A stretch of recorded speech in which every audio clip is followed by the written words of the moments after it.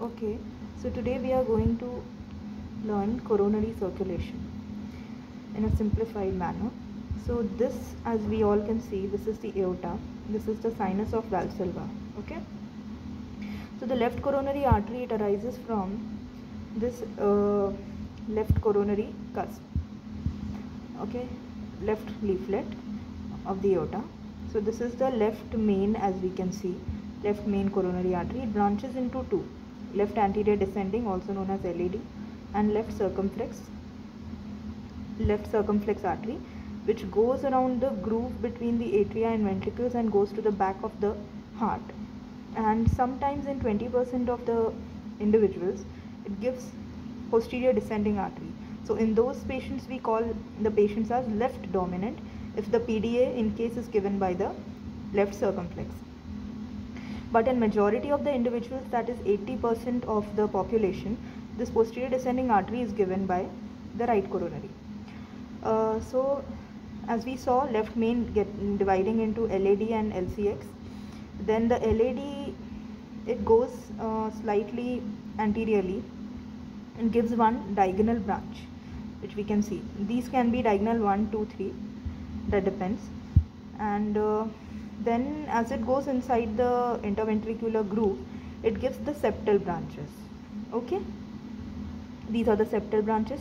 Then the circumflex, it gives obtuse marginal branches, obtuse marginal arteries, also known as OM.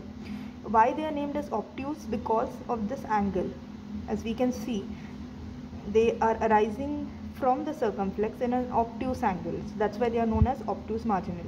So this is obtuse marginal 1, 2, 3, 4, depending upon how many obtuse marginals an individual has. So this is the basic division of left-sided coronary circulation.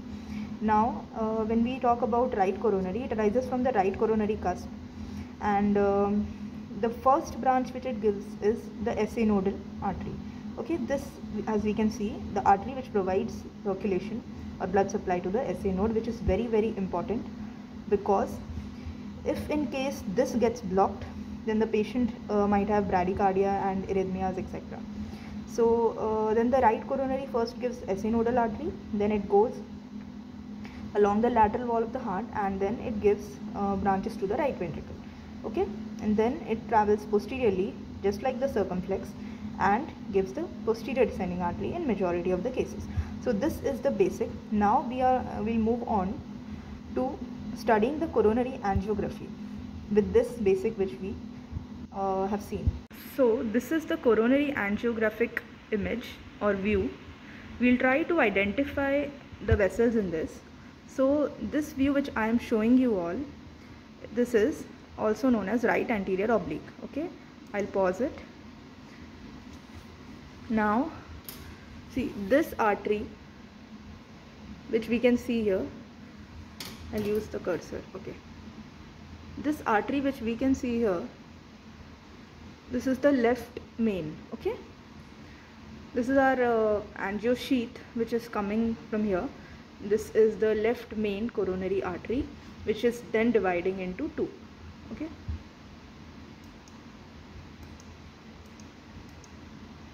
okay, so as we can see, there are two main branches which are coming from this one which is going like this straight below, and the other one which is going like this, somewhat like this.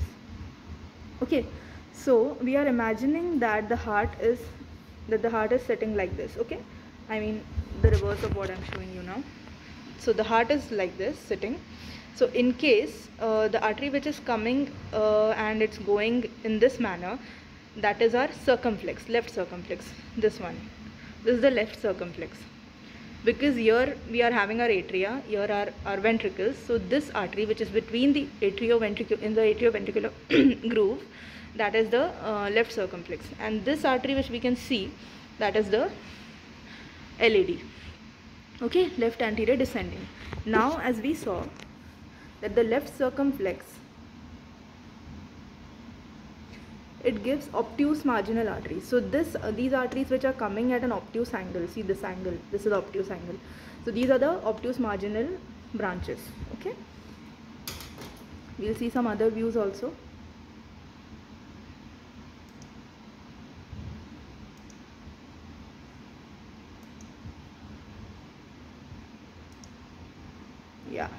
So see how beautifully we can see these branches now. As we can see, this is the so this is the LAD.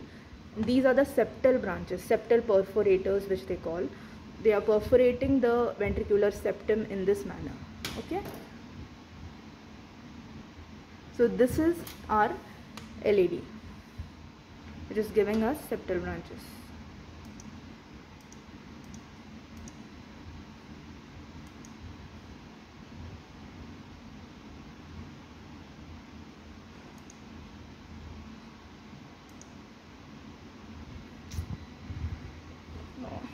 Now in this we are visualizing the heart from the top, so that's why we can see the branching in this pattern.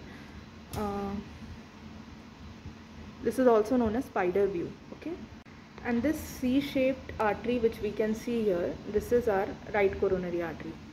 It doesn't have any major branches, as we can see. It's going behind just like circumflex, and then it will give the PDA in majority patients. So the first branch which we can see here, this is the SA nodal branch, okay, SA nodal artery.